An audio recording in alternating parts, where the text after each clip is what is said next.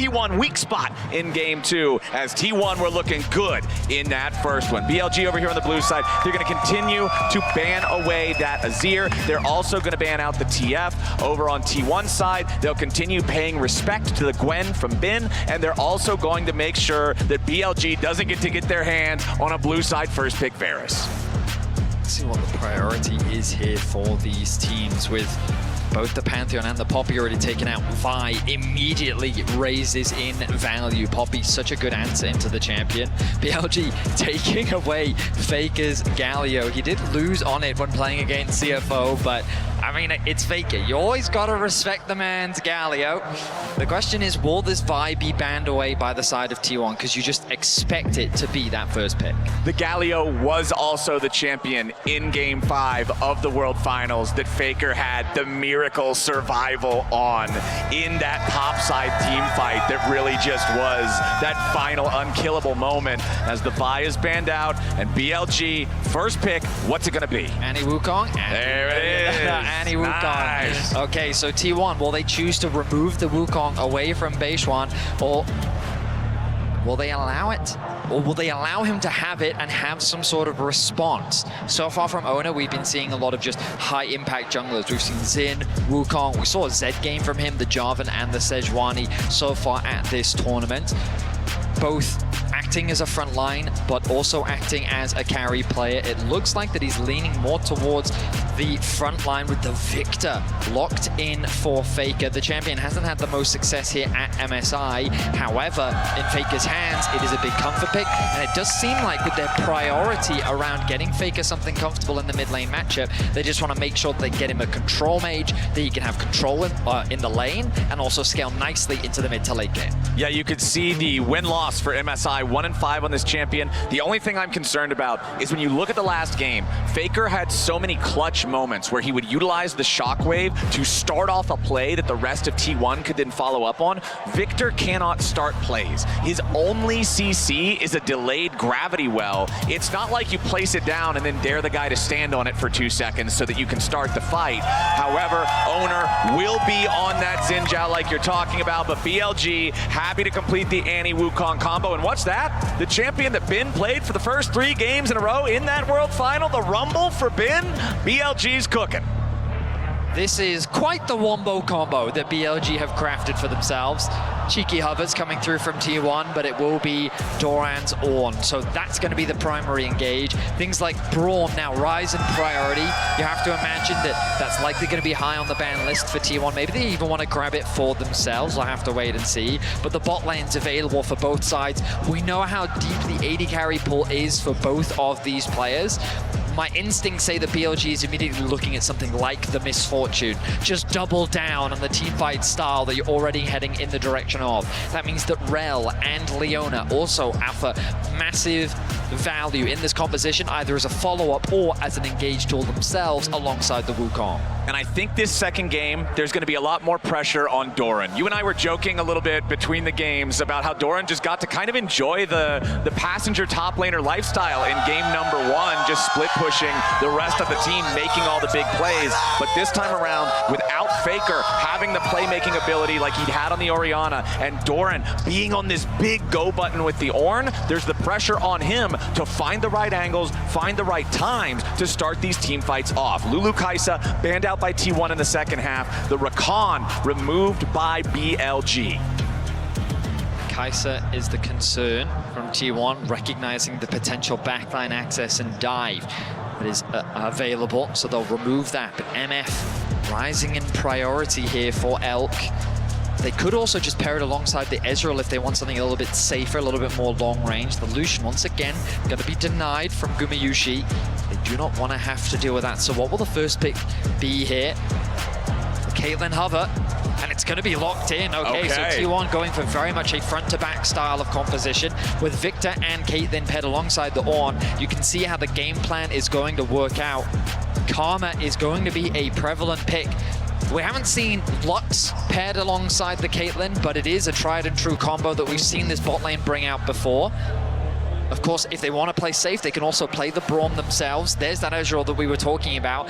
Can match the range in the sense that you can play very safe with the Ezreal on the back line. Yep. And also Arel, not a champion that's designed for peeling, but it is a champion designed for engaging. So when paired up alongside the Ezreal, Elk can play independently without relying on, whereas Oner's going to be working with his team to dominate in the team fights. These team fights from BLG are absolutely ferocious. Rel, Wukong, and Annie all have the... Game 2, and the crowd here in Vancouver continues to deliver. BLG versus T1, always an exciting matchup. So far in the early game, it looks like that we're going to play relatively safe. We're expecting that early ward to come through from both sides to try and track where the jungler is starting and what they're up to in this early game.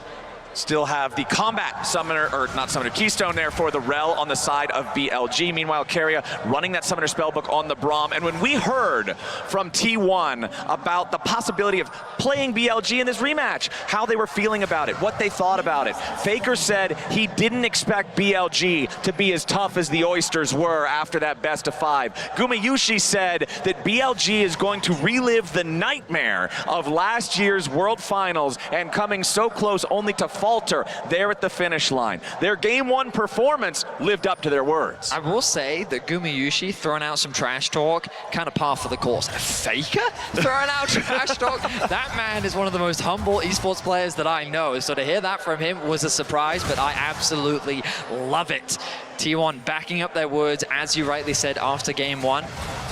But I imagine we're going to start the game off a little bit slower. Okay. Similar to what we saw in Game 1, just a bit of trading back and forth. We expect T1 to be the team to initiate that early swap, get the Ornn onto the weak side of the map to play into the 2 versus 1. For the time being, Gumayusi going to leverage his range to try and get that early push, chip away at the HP bars where he can, and potentially look for an early back and then a swap towards the top side. Now, one important difference between Game 2 and Game 1, Doran did not find himself in a nasty 1v2 situation before the minion spawned. He was not forced to use that flash early, so there's no extra incentive for Beishwan to path up towards that top side, try to make a play towards Doran this time around. You can see both of the junglers actually doing their clears, going opposite directions. Beishwan will be moving towards that bottom lane as Oner paths towards the top side. Tri-lane camera just showing the state of everything, a little bit of trading back and forth on the one who's taken the most damage of anyone anywhere, as Gumayusi, just like you already said, the power of the Caitlyn early on. Every chance you get, utilize that 650 range, find those little pot shots to build yourself that lane advantage. Both junglers were spotted on vision as well, so everyone on the Rift is very much aware of what the early game plan is for both these junglers. T1 going to drop some vision on the ward in anticipation of a potential early gank, and On is looking to try and clear it out. Won't actually spot that ward.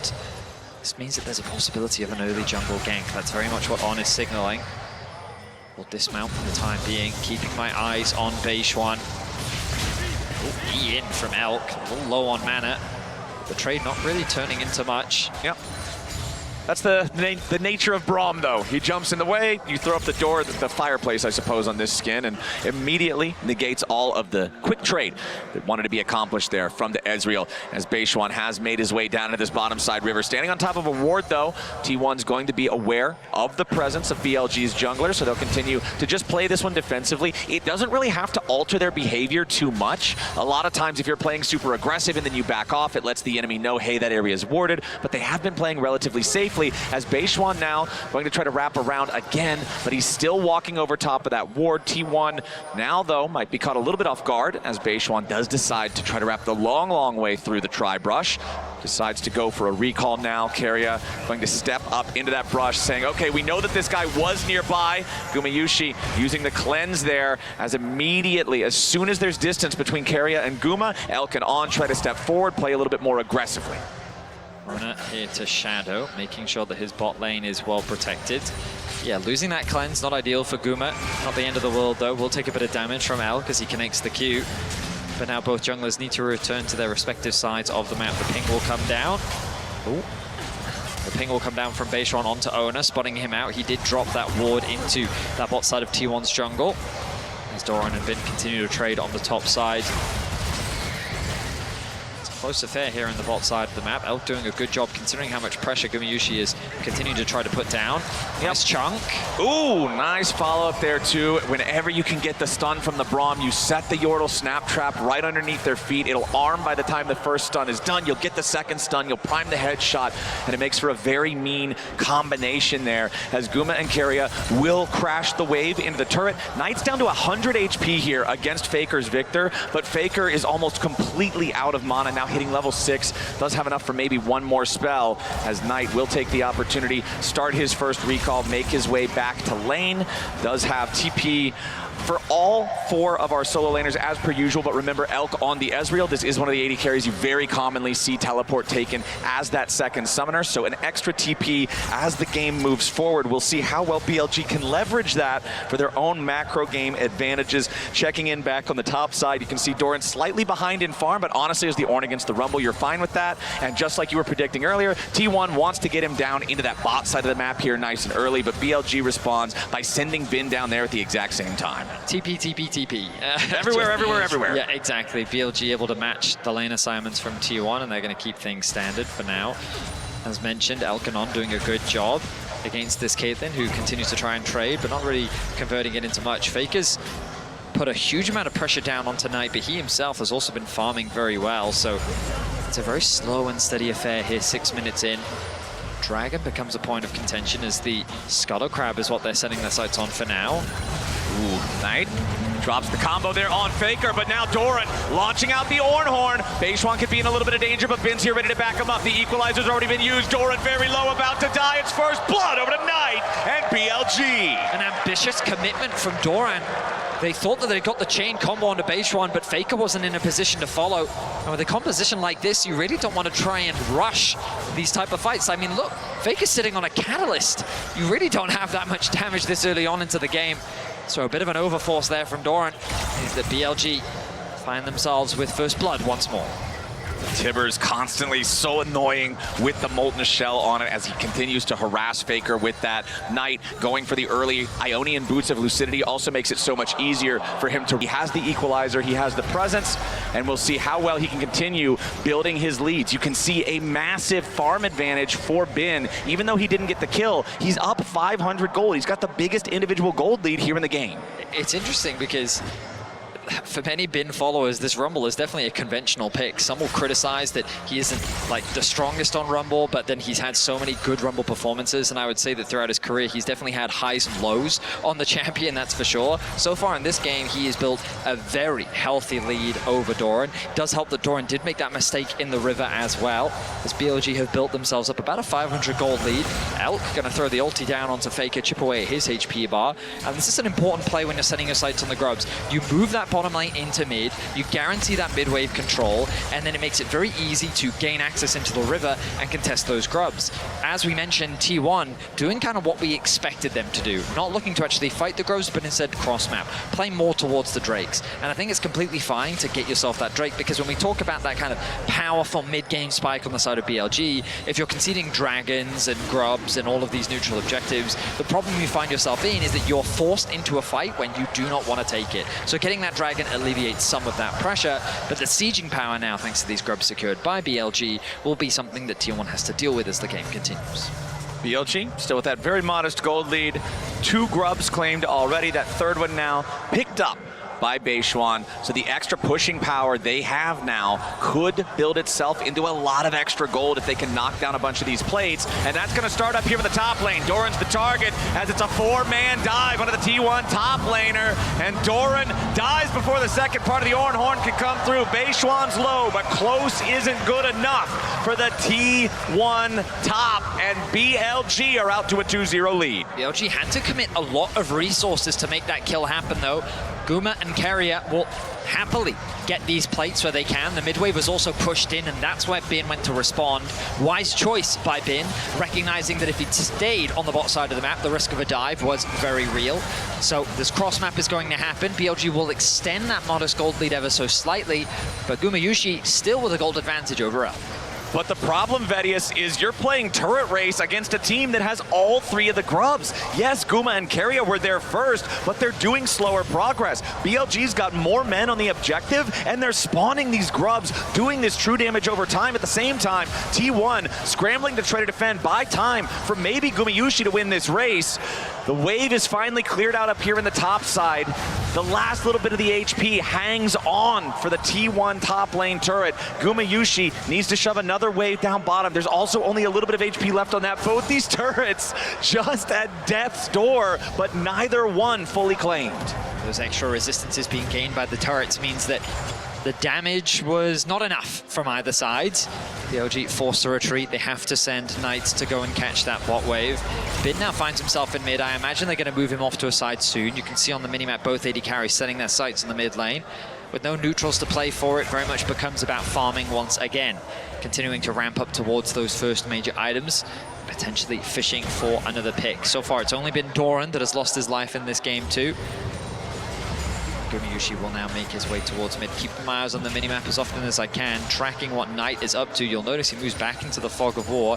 He's actually moving towards mid lane himself. I was expecting the Ezreal to head towards there, but they've actually put out up towards the top side of the map. They've kept on hovering around the mid lane for a potential play, or even just to cover Knight in the 2 versus 1.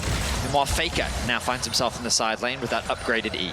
Upgraded E, and he's got the Rod of Ages already fully completed and stacking. The only additional item past his starter item he got was the refillable potion, but now he has to flash away. Baseone's ready to follow. Ben's got the follow up. The turret ain't even dead yet. Oner and Faker wanted to commit for the objective. They'll get it, but at great cost. Turret to T1, double kill over to BLG as Keria and Gumayusi try to make a play on the Knight, but he's already back to safety. The wombo combo is beautifully done by BLG on the bot side of the map. They connect the Rumble Ultimate onto Faker. The follow-up from Beishwan meant that there was so much CC on top of them that the minion wave gets cleared out incredibly fast. T1 is saying, look, finish the tower, maybe we can turn this around. It's a really good ulti from Oner, but the damage is just too high. That little minion survives for absolutely ages, but it doesn't do enough to keep the mid jungle alive from T1. One handed over to Bin, another handed over to Beishwan. They claim the feat of warfare. And the good news for T1 is, well, they do get the first tower. 4 kills, I should say, for BLG. Yeah, the BLG gold lead now. We're not just talking about it as a number that shows a slight lead. This is real meaningful gold at this point. Nearly 2,000 for the side of BLG, as we do have an even state at least on the neutral objectives. T1 with that first Drake, BLG with all 3 grubs. The next Drake spawning in under 60 seconds, as both supports are already starting to play the vision game. Faker does not want to walk too close to On here. It is much easier for the BLG support to engage than for the T1 support to do the same, especially considering Keria still has 25% of the cooldown remaining on the Glacial Fissure. Knight on the Annie now has his first fully completed item as well with the Malignance. Remember, still has those Ionian Boots of Lucidity as well for the extra move speed, the extra ability to rotate around to these plays and back up the rest of that BLG war machine that we've been talking about since draft. The power of the AoE, the power of the combo of all of these ultimates overlapping, that type of a threat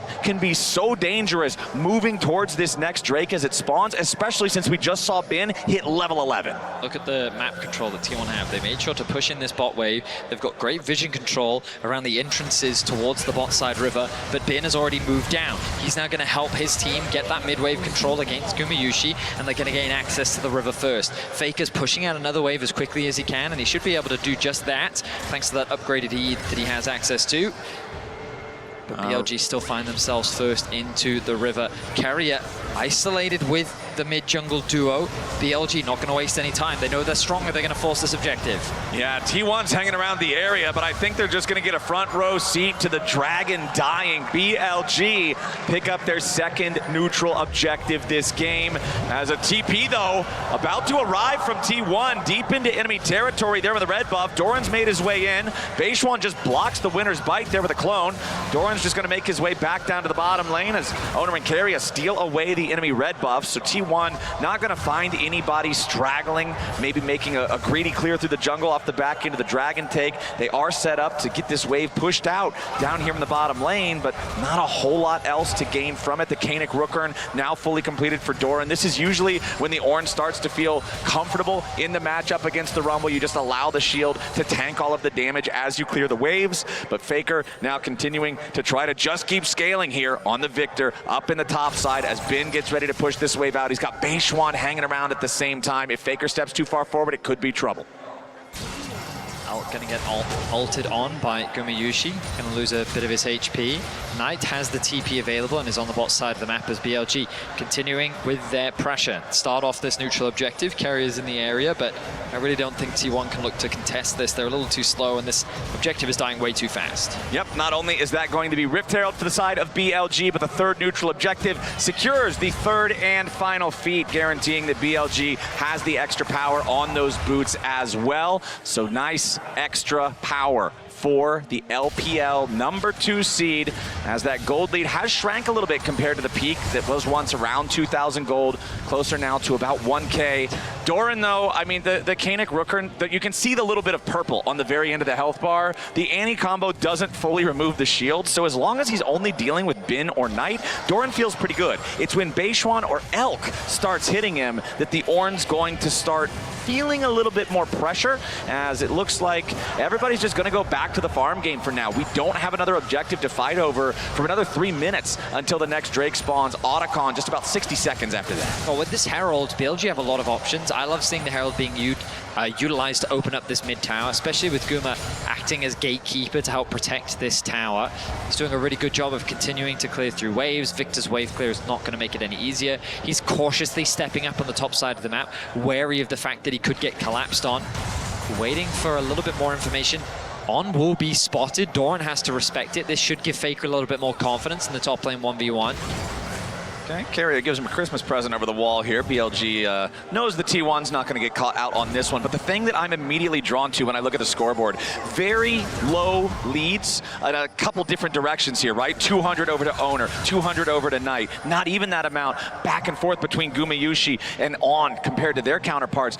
Almost the entire gold lead, Vedius, is the top lane difference between Bin and Doran. So if I'm looking at T1, I'm looking at, can they find a fight where Bin's not very effective? And if I'm looking at BLG, I'm saying we've got to get value out of our equalizers if we want to make sure we're continuing to win these fights. The Rift Herald is summoned up mid lane, but the tier 1 turret is still almost fully healthy. Herald's gonna chunk about half of it, now about to die. Oner goes in, immediately drops the Crescent Guard as he engages to make sure that BLG can't immediately burst him down. It buys T1 enough time to clear the Herald out of the way and prevent BLG from strong arming the tier 1 turret. Now Keria and Gumayusi got to be a little bit careful. Bin's hanging out over the wall. Might be able to drop an equalizer if somebody on T1 gets low. Keria doing a nice job sidestepping away from that Mystic shot. 75 seconds until the next Drake spawns, and you can see BLG taking control of the bottom side river. A lot of time was spent hovering around this mid lane.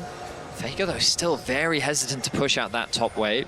He's been left isolated a lot of this game, and you can see that resulting in the XP advantage. Now Doran caught out. Yeah, this is what I was talking about, though. Doran is only strong against magical damage. Beishwan does a lot of damage with that stick, and Knight, plenty of extra firepower to back it up there and secure the kill. 5-0 now for BLG as they get the pick on Doran. The tier 1 turret still the target for BLG. Oner and Gumayusi still defending it. Doran's third death of the game. He got caught out just rotating towards the bot side of the map. That means that BLG continue to mount their advantages. A clean scoreline of 5-0. The TP, oh, a double TP actually. They're trying to collapse onto Knight or Beishwan. I don't think they're really going to get much off the back of this. Oner, though, heavily committing onto Knight. Yeah, T1 really want to get some kind of a punish here. Knight still trying to get away when becomes lightning slows him down. Keria misses the winner's bite. Exhaust used to guarantee that Knight can't try to get anything back. Slows him down enough. Shut down over to Faker. 18 minutes and 51 seconds into the game. T1 gets their first kill. State is a little bit awkward, but they find the pick that they were looking for. Without Knight, it becomes a lot harder for BLG to contest. BLG instead are setting their sights on the mid-tier 1. They want to be able to trade this neutral. They're going to pick it up. Keria with the Glacial Fissure trying to stop the exit of BLG there, but BLG can get away safely. They don't have to spend any summoner spells doing that. Oner still working on taking this dragon down. And the important thing here, I think, for T1, they got the pick on tonight at a time where they can then stop further stacking towards a soul from BLG without having to do a big team fight. Bin doesn't seem to care about Kanik Rookern anymore right now either. He's already got a big mask and a little mask, and that Kanik Rookern is not doing enough to defend Doran from it. I mean, Doran also only just ticked over to level 12. There is that 2-level difference between the two top laners. That might play a little role. But I love the play from T1 earlier where they find that pick on tonight. And as you rightly said, just alleviating the dragon pressure. We talked about that spike in Elk and Beishuan hit it a few minutes ago, but it's such a terrifying thing to play against. Double Trinity Force, it's a pretty expensive item, but having it completed, it just gives you so much power. It gives you so much of what champions that run it want. And so with no neutrals on the map to play for, you kind of set your sights on these outer towers, but of course, no outer towers to play for. Now, BLG is the type of team that when they know they're stronger, will say, I don't care what it is, I'll use anything to force a fight against you. And so that means that Artican's priority will definitely rise up as BLG, based on what we've seen so far at MSI, like to try and push the advantage. You know what's stronger than a Trinity Force power spike, Vedius? A Trinity Force power spike with a fully evolved Muramana power spike, which is what nice. Elk just ticked over to as he fully stacked the item. This Ezreal is a monster now, as you can see the damage from the True Shot Barrage into Gumayusi. Hits him for about a third of his health just with that spell, and the Mystic shots are going to hurt. Remember, again, finally, we're seeing some armor on Doran here with a chain vest, but it's still not going to give him a ton of resistance against the power of this Ezreal. You can see all this vision control being invested by T1, expecting the Artican to be prioritized soon, but Gumayusi hasn't had a chance to go back to base, is still at about 75% HP, getting a little bit of life back. But on now in a dangerous spot. We'll jump over the wall to safety. Knight going to try and push in that bot wave. Elk pushing in the mid wave once more. Faker working with Keria to hold good vision control around this Artican, making it harder for BLG to start this objective off.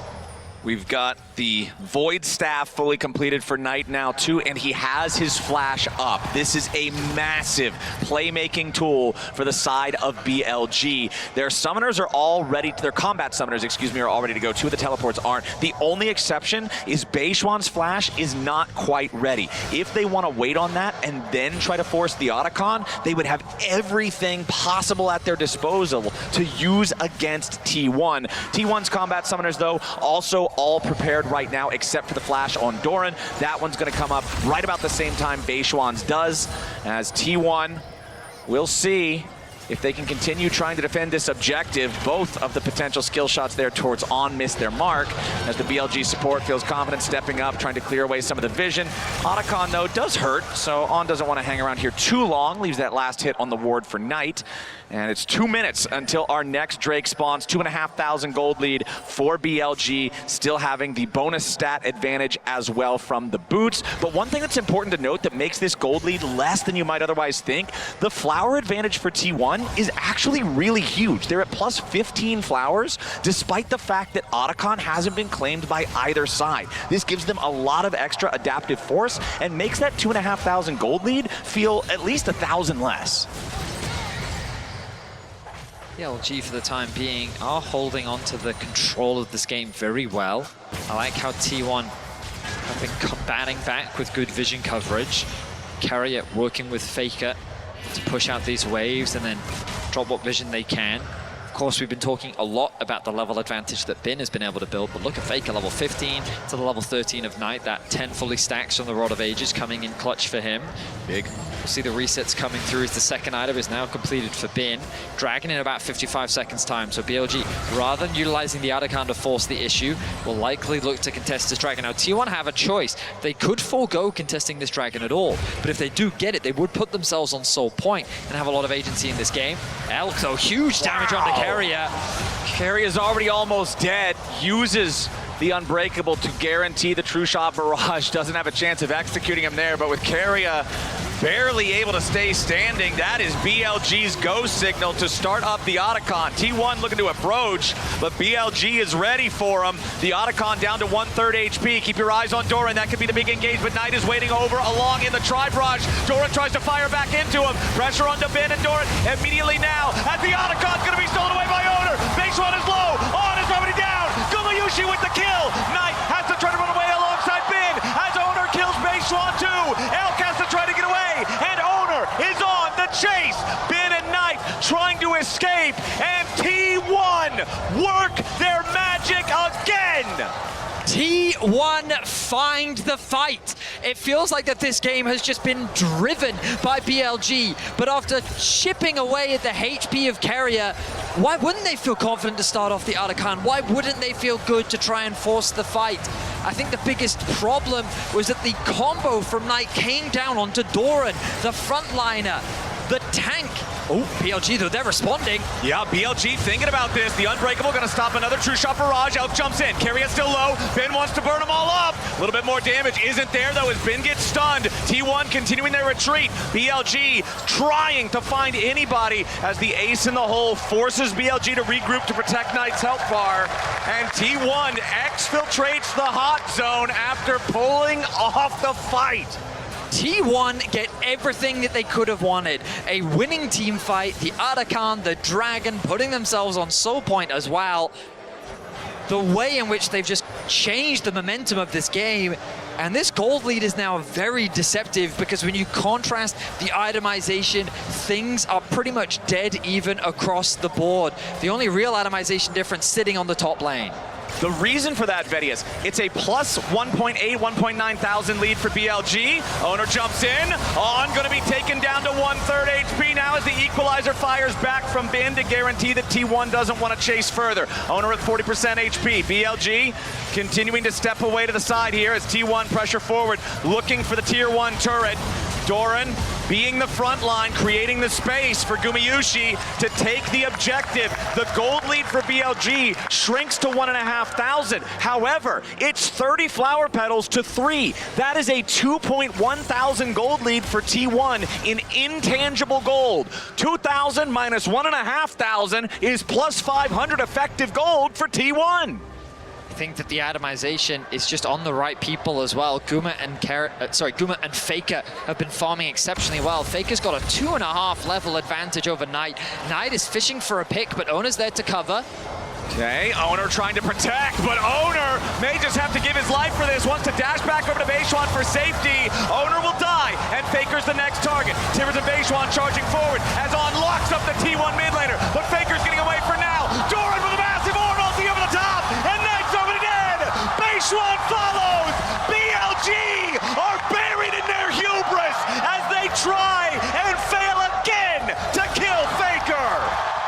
If you're going to come at the GOAT, you best not miss, because the consequences of what happens when you do are massive. 3 members of BLG fall after Doran. I mean, he just makes up for all the mistakes he's made in this game. A massive Ornn ultimate connects onto so many members of BLG. It's Oner that gets one shot from the start. This is the damage potential that we've been talking about from the very start of the game, seeing it in action. BLG with 4 members on the top side think they get this collapse, but Doran arrives, and look at this ulti. BLG's getting collapsed on the Braum ulti from Keria as well. The knocker onto Knight. Faker with the assist on the back line. T1 respond with force and find themselves 3 kills. What a massive, massive turnaround. Doran showing up when T1 needs him. We think about the entire change in the roster. We think about how controversial it was with T1 swapping out Zeus for Doran. And right there, he's getting himself a couple of points, I would have to think. As BLG thought about starting up the Baron, they think better of it. The gold lead now on the screen, very close between the two. But again, remember, a massive amount of additional stats for T1 through the flower petals. On trying to make sure that he's got additional information on the backside of the pit here. As T1 are close enough, they don't even have to walk into the river. BLG know they need to get out. BLG using the Baron to see if they can force T1 into an awkward situation, but T1 maintain their composure. On the flank. On's looking for it, but he immediately gets counter-engaged. On has to try to get away, flashing out after using the crash down defensively as well, but a nice engage from Knight. Beishwan's ready to follow it up, and Faker's in danger. Again, though, he survives. Gumayusi with the kill into Beishwan, as Elk just barely survives the ace in the hole. Oner continues the chase, as On's about to die here too. Elk and Bin completely on the run. BLG utterly routed in their attempt at a fight. Bin will be able to teleport to safety alongside Elk. Yes, they won't die, but Vedius, there's 2 dead BLG players, there's 2 in retreat, and now the Baron's on the menu for T1. Every attempt that is made by BLG is shut down. The idea is so good. Faker isolated in the mid lane. You think that you have the one-shot potential, but it's not quite enough. The Ezreal ultimate from Elk is a nice try, but the Baron will be secured by T1 as they're looking to go to match point here in game 2. Before that, they're looking to go to Soul. They just got the Baron, they went back, they reset, they purchased their items, 3,000 gold lead up to 5,000 when you consider the pedal bonus, and now they're moving down towards the river. BLG have made their way up here, so they'll at least have an opportunity to try to fight for this, but they don't have a jungler. There's still 10 seconds before Beishwan is back alive, and T1 have already started the objective. Oner and Gumayusi putting a little bit of DPS in there, but they're DPSing very slowly. BLG trying to walk up, seeing what they might be able to find. They're marking Doran there with the pings, but it's a line of cupcakes from Gumayusi, and it's so difficult to fight through for BLG. The Ocean Dragon is the target. On wants to find some sort of an angle, but all he gets is a face full of bullets. Doran is joined up with the rest of the team, and once again, they're gonna go in. This time they find the shutdown on Faker, but it costs Beishwan's life. T1 trying to regroup. They're gonna claim the Ocean Soul, but what about the rest of the fight? Doran's down to a corner. Oner jumps in on top of everybody, and Gumayusi's ready to free fire. Knight and On both drop, and there's only 2 still standing for BLG. Elk on the run, Keria ready to chase. Winner's bite, not quite enough range, and T1 finally, Faker drops, but the cost is far too great. Keria will get picked off by Elk on the back end of the fight, but T1 is pushing 2 lanes. BLG execute upon their game plan. The wombo combo looks so good, but at this point it feels like the T1 is just too far ahead. With the soul secured as well in the extended fight, they're able to make magic happen once more. 2 additional towers secured, and BLG find themselves firmly on the back foot.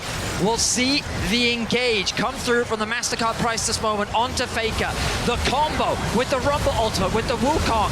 Faker doesn't get a chance to escape, but the response is swift from Guma. He takes out Beishwan. In the 4 versus 4, it looks like it could go either way as Doran gets lower and lower, but then the ulti from Doran with fantastic patience. He works with Guma to pick them apart, and BLG falls short in the fights once more. And when Faker died, the Chaos Storm was still raging on top of the Dragon, making it difficult for BLG to try to approach and do anything. Beishwan was the one traded, so there's no chance to smite it away, but even if anyone else wants to try to step up to challenge, the Chaos Storm is still there. T1 now with the Soul, with the 4,500 gold lead, with the push here in the top lane. Doran with the Call of the Forge God, and it's On, called straight back into the grave yet again. Gumayusi unstoppable. T1 stepping forward behind the Braum, but they've stepped too far. They end up losing 1, but they are not done. A double for Guma, make it a triple. Caitlyn's on the hunt, she's locked and loaded.